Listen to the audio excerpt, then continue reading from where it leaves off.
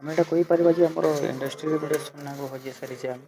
କାହିଁକିନା ସେ ଆମ ଯେତେ ବି ଇଣ୍ଡଷ୍ଟ୍ରିରେ ଯେତେ ବି ସିଙ୍ଗର୍ସ ମାନଙ୍କୁ ହୁଅନ୍ତୁ ଆମର ମାନେ ୟଙ୍ଗ ଜେନେରେସନ୍ ହଉ କି ଆମର ଓଲ୍ଡ ଜେନେରେସନ୍ ସେଗୁଡ଼ା ଆମ ସବୁବେଳେ ମେଣ୍ଟର ଭଳିଆ ରହନ୍ତି ଆଉ ସବୁବେଳେ ଥିବେ ଆମ ଭିତରେ ସବୁବେଳେ ସେ ଆଗରୁ ବି ଥିଲେ ଏବେ ବି ଅଛନ୍ତି ଆଉ ସବୁବେଳେ ଥିବେ ଆଉ ସେ ଆମକୁ ବହୁତ ଜିନିଷ ଶିଖେଇକି ଯାଇଛନ୍ତି ଆଉ ତାଙ୍କ ବହୁତ ଜିନିଷ ଶିକ୍ଷା ପାଇକି ଯାଇଛୁ ଆଉ ମୁଁ କହିବି ଯେ ମାନେ ଏଇଟା ଗୋଟେ ଆମେ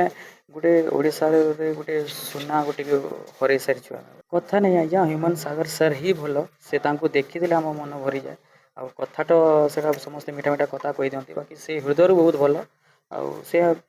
କ'ଣ କହିବି ତାଙ୍କ ବିଷୟରେ ସବୁ ଓଡ଼ିଶା ଜାଣିଛି ଆଉ ଆମ ଇଣ୍ଡଷ୍ଟ୍ରିର ସମସ୍ତ ସବୁ ଆର୍ଟିଷ୍ଟ ସମସ୍ତଙ୍କୁ ସେ ଭଲ ପାଆନ୍ତି ସମସ୍ତଙ୍କ ସହିତ ମିଶନ୍ତି ଆଉ ସବୁବେଳେ ସେ ନିଜେ ଗୋଟେ ଗୁରୁ ଭଳିଆ ହେଇକି ବି ନିଜକୁ ଶିଷ୍ୟ ମୋତେ ମୁଁ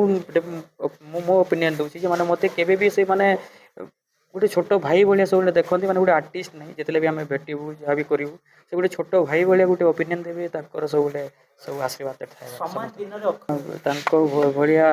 ଭଏସ୍ ତାଙ୍କ ଭଳିଆ ମଣିଷ ଆମେ ପାଇପାରିବା ନ ପାଇପାରିବା ସେଟା ପର କଥା ବାକି ଏବେ ଆମେ ତ ଦେଖିପାରୁନି ସାର୍ ତାଙ୍କ ଭଳିଆ ଆର୍ଟିଷ୍ଟ ନାହାନ୍ତି।